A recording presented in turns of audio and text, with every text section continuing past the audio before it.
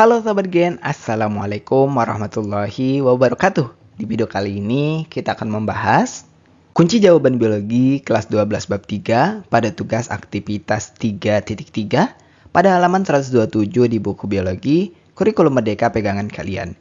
Jadi, ayo kita bahas bersama mengenai soal atau perintah yang ada di tugas kali ini Gen. Tapi sebelum lanjut jangan lupa untuk subscribe ya Gen, agar Gen Sukses Media lebih semangat lagi nemenin kalian nugasnya. Jika sudah, kuy kita lanjut.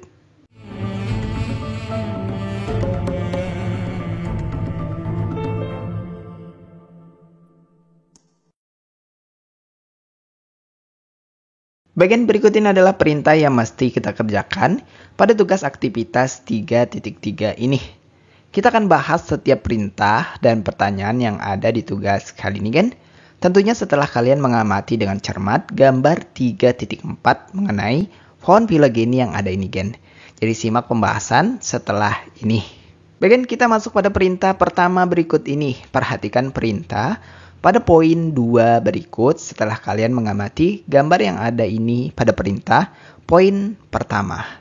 Dari hasil pengamatan kalian, isi tabel di bawah ini dengan memberikan tanda centang untuk hal-hal yang berhasil kalian amati. Bagian berikut ini untuk isian jawaban pada kolom yang tersedia ini dan juga pembahasan alasan mengapa dijawab dengan keterangan ya atau tidak. Berikut adalah penjelasannya. Untuk pertama, berupa hasil pengamatan pohon filogeni dan common ancestor.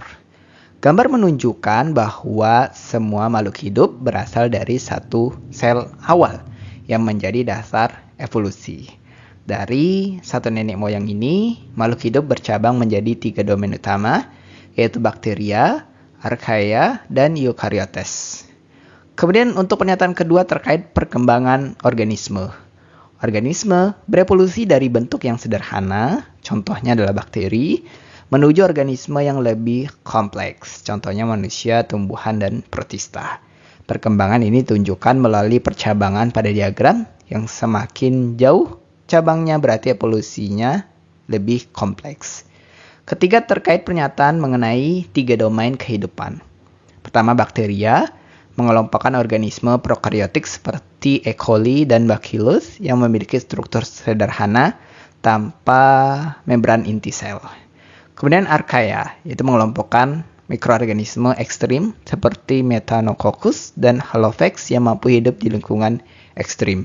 Dan ketiga terkait eukaryotes, mengelompokkan organisme dengan sel kompleks yang memiliki inti seperti manusia, tumbuhan, dan protista. Dan keempat, pernyataan yang berhubungan dengan kekerabatan. Spesies dengan ciri yang serupa dikelompokkan berdekatan pada cabang pohon filogeni. Contohnya, manusia dan jagung sama-sama berada dalam domain eukaryotes, menunjukkan mereka memiliki hubungan kekerabatan lebih dekat dibandingkan dengan bakteri. Mungkin kita masuk pada pembahasan untuk pertanyaan yang ada berikut ini.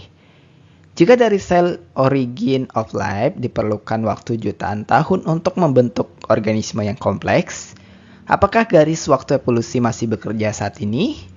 Prediksilah kemungkinan jutaan tahun yang akan datang. Apakah masih terjadi evolusi pada manusia? Diskusikan hal tersebut bersama teman sebangku kalian. Bagian jawaban diskusi kita dapat pilih opsi ya. Garis waktu evolusi masih bekerja hingga saat ini dan akan terus berlangsung di masa depan. Evolusi adalah proses yang berkelanjutan karena perubahan genetik, yaitu mutasi, seleksi alam, dan adaptasi terhadap lingkungan yang terus terjadi. Nah, prediksinya yaitu terkait evolusi manusia di masa depan.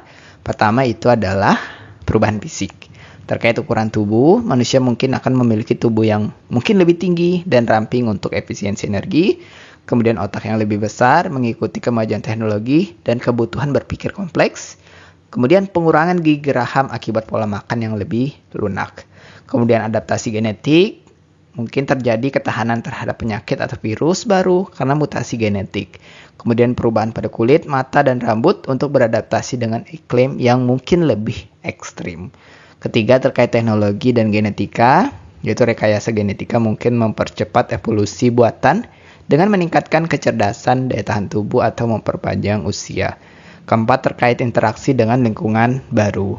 Jika manusia mulai menjelajahi luar angkasa, adaptasi terhadap gravitasi rendah dan radiasi mungkin memunculkan perubahan fisik atau biologis. Nah, sebagai kesimpulan, evolusi manusia akan tetap terjadi baik secara alami maupun dipengaruhi oleh teknologi modern. Lingkungan, kebutuhan biologis, dan kemajuan sains akan membentuk karakteristik manusia di masa mendatang. Nah, itulah pembahasan sekilas kita untuk kunci jawaban biologi kelas 12 bab 3 pada sesi tugas aktivitas 3.3 pada halaman 127 di buku pegangan biologi Kurikulum Merdeka. Terima kasih karena telah menonton video ini sampai habis, Gen. Jika dirasa video kali ini bermanfaat, jangan lupa untuk like dan subscribe ya, Gen. Sampai jumpa di video berikutnya dan wassalamualaikum warahmatullahi wabarakatuh.